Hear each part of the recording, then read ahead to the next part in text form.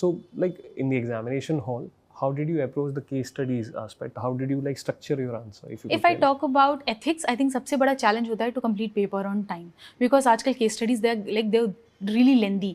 और उस वक्त पे क्या होता है कि जब 6 case studies back to back आपको attempt करनी होती है ना, you need to make sure कि you're not repeating that dilemmas again and again. जो आपने इधर dilemma लिखा है, ethical dilemma, you're not repeating them again. Same values आप बार बार repeat नहीं कर रहे हो, same theories आप repeat नहीं कर रहे हो. तो ये एक प्रॉब्लम था. एंड आई अंडरस्टूड कि एथिक्स इज समथिंग जिसको आपको बहुत एनालाइज करके और स्ट्रक्चर करके लिखना है. Otherwise all of your case studies will look similar. आपके सारे आंसर्स मोर और लेस सिमिलर ही लगेंगे, क्योंकि हर में वो एथिकल डायलेमा पूछेंगे एंड मोर और less you right the same thing. तो मेरा आइडिया होता था कि पहले जो मैं पार्ट ए अटेम्प्ट करती थी इन 1 hour 15 minutes और so, I used to be very fast in attempting, क्योंकि वो तो स्टैटिक पार्ट है. You know the value, you know the ideas, you just go through. Case studies में इनोवेशन का थोड़ा स्कोप होता है. तो मेरा आइडिया होता था कि जो चीज़ें जैसे पीपल से कि start with stakeholder even if it's not asked. तो अब मेरा आइडिया ये है कि भाई टाइम पे पेपर कंप्लीट करना is more priority than trying to showcase your knowledge at times. तो अगर आपके पास टाइम है तो जो चीज़ नहीं पूछी है वो लिखो.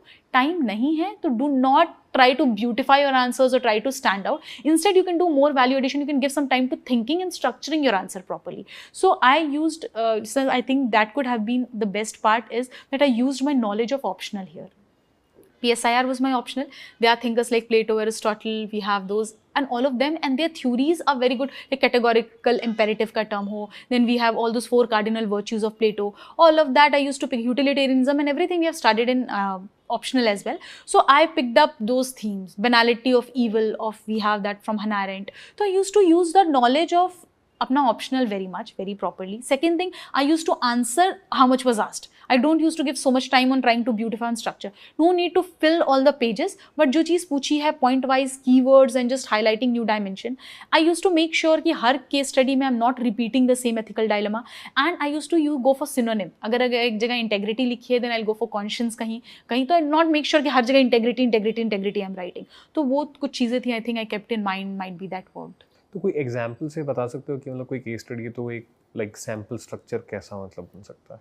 If suppose there is a case study, I think अभी recent आता है कि suppose you posted somewhere and then such and such thing corruption you come to know about, then there are people they are sending you money to just keep quiet and let things happen. तो उसमें कभी कभी they'll ask what are the ethical dilemmas that you understand. तो वही keywords जो मैंने syllabus से लिए हैं. अच्छा, आई विल ऑल्सो टेल कि जो प्रीवियस ईयर क्वेश्चन है ना एथिक्स के, they are such a great value addition, क्योंकि यूपीएससी ने खुद ही इतने अच्छे ब्यूटीफुल टर्म्स पूछे हुए हैं that now you can use as a keywords in your answers. तो मैंने वहाँ से बहुत सारी चीज़ें पिकअप की थी. अगर स्टेक होल्डर्स नहीं पूछे हैं I will not mention, but अगर पूछा है then I will go with even the smallest in the ladder. मतलब वो वाला चीज़, जैसे for example even if they are talking about as a corruption and all and से रिलेटेड टू सम डैम और something that is build, I will take environment into consideration as well, not just people, not just public money and I will go for environment and nature also as a stakeholder there. तो वो एक चीज़ है कि stake holder ले रहे हो तो start from the top and go till एकदम द बॉटम जो लेवल पे जा रहे हैं, बेसिक एकदम.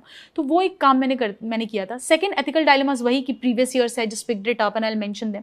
जो options होते हैं, the people are writing two extremes. या तो I'll agree to them, then इसके ये positive ये negative, या तो I'll not agree to them, इसके ये positive ये negative. I always used to give एक बीच का also that okay, this is since they are my seniors and ordering me, I could just sit and say talk to them or refer to a committee for that or refer to my senior. तो ये एक थोड़ा बीच का एक जो that will look more practical as a solution.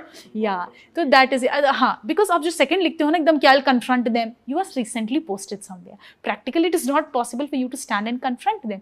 You need to follow a middle path. You need to get somewhere. तो वो Aristotle का जो गोल्डन मील है या फिर जो हमारे बुद्धिज्म का है मध्यम मार्ग, that I would add, and वो एक बीच का एक path I used to give जो थोड़ा ज़्यादा practical लगे. So this was one.